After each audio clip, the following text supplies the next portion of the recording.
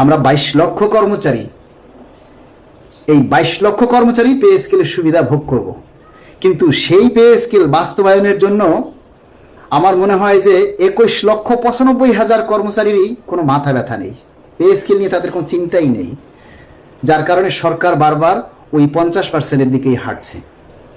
আর এই pay scale বাস্তবায়ন মাত্র 7 দিনের ব্যাপার, 22 লক্ষ লাগবে না, মাত্র 1 লক্ষ কর্মচারী যদি আপনাদের দাবির কথা প্রতিনিয়ত এই সোশ্যাল মিডিয়াতে তুলে ধরেন এবং সরকারের কাছে আমাদের দাবির কথাগুলি পৌঁছে যায়, তাহলে মাত্র 7 দিনে আমাদের এই শতভাগ পে স্কেল বাস্তবায়ন হবে।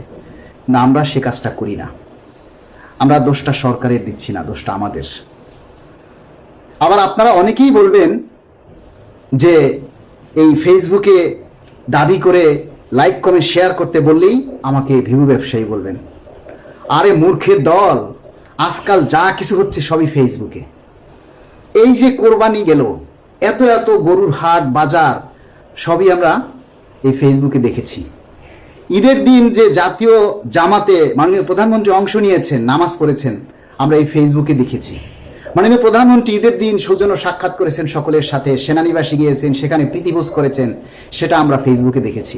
মাননীয় প্রধানমন্ত্রী তারেক রহমান নামে একটা ভেরিফাইড পেজ আছে, সেখানে তিনি অনেক আপডেট দিয়ে থাকেন, সেগুলি আমরা ফেসবুকেই দেখি। আর আপনি কোন হরিদাস পাল, ফেসবুককে আপনি তুচ্ছ করছেন? এই যে দেশে এত টিভি চ্যানেল, আমরা তাদের সব চ্যানেল দেখি ফেসবুকে। এই যে এত জাতীয় পত্রিকা, এগুলি সব দেখি আমরা অনলাইনের এই ফেসবুকে। আপনি কোন হরিদাস পাল, ফেসবুককে তুচ্ছ করছেন? এই যে রেপ হচ্ছে, এই যে রামিসা হত্যাকাণ্ড হয়েছে, এই ঘটনা ঘটেছে, সেটা দেখে প্রধানমন্ত্রী রামিসার বাসায় গিয়েছে, কোথায় দেখে? ফেসবুকে দেখে। একটা রেপ হলে, কোথাও একটা খুন হলে বা কোথাও একটা দুর্ঘটনা ঘটলে সেগুলি আলোড়ন সৃষ্টি করে কোথায়? ফেসবুকে। সারা বিশ্ব চলতেছে আজকে এই ফেসবুকের উপরে। আপনি কোন হরিদাস পাল? আপনি কি ভারতের মিঠুন চক্রবর্তী যে প্রতিটা আন্দোলনে রাস্তায় নেমে ফাটিয়ে দিবেন, ফাটাকেষ্ট হয়ে যাবেন আপনি? আর ফেসবুকে যদি মাত্র 1 থেকে 2 লক্ষ কর্মচারী আমাদের দাবির কথা প্রচার করে, তাহলে সরকার নড়ে চড়ে বসতে বাধ্য হবে। ওই যে বললাম, 22 লক্ষ কর্মকর্তা কর্মচারীর মধ্যে 21,95,000 কর্মকর্তা কর্মচারীর এই পে স্কেল নিয়ে মাথা ব্যথা নেই। রইল বাকি 5,000। এই 5,000 কর্মচারী এই জোড়াতালি দিয়ে কোনোভাবে আমাদের দাবির কথাগুলি টিকিয়ে রাখছে। সরকারের দোষ নেই, দোষ আমাদের। আমরা ভালো না, আমরা সরকারের কাছে চাইতে জানি না। সরকার তো চাইবেই কমের মধ্যে সেরে দিতে। আমাদের দায়িত্ব হচ্ছে সরকারের কাছ থেকে আদায় করে নেওয়া। সরকার তো আমাদের সবকিছু ফলো করছে, আমরা কি করছি না করছি, কোন কোন সংগঠন এই দাবির জন্য কাজ করছে, কোন সংগঠন করছে না, কারা ফেসিস্ট, কারা নিঃশর্তভাবে কাজ করে, সরকার সবই দেখছে। গোয়েন্দা সংস্থা আছে, তারা পর্যবেক্ষণ করছে। আমাদের একটা দাবিতে আপনারা কতজনের জনমত তৈরি করেন, কতজনের দাবির কথা তুলে ধরেন, সব কিছু, এভরিথিং ইজ ফলোয়িং, সব কিছু দেখা হচ্ছে, অবজার্ভ করা হচ্ছে।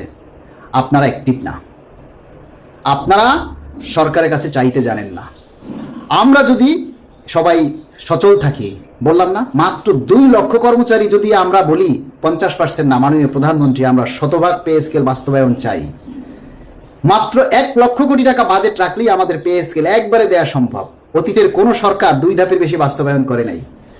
আর আপনি আমাদের বাংলাদেশের প্রথম পুরুষ প্রধানমন্ত্রী, সেরা প্রধানমন্ত্রী হবেন আপনি। আমরা আপনাকে সেরা হিসেবেই দেখতে চাই, তাই আপনার কাছ থেকে সেরাটাই চাই। অতীতের সরকার সব কিছুকে পিছনে ফেলে আমাদের এই পে স্কেল আপনি 1 ধাপে বাস্তবায়ন করবেন, উন্নয়ন অন্যবার করবেন।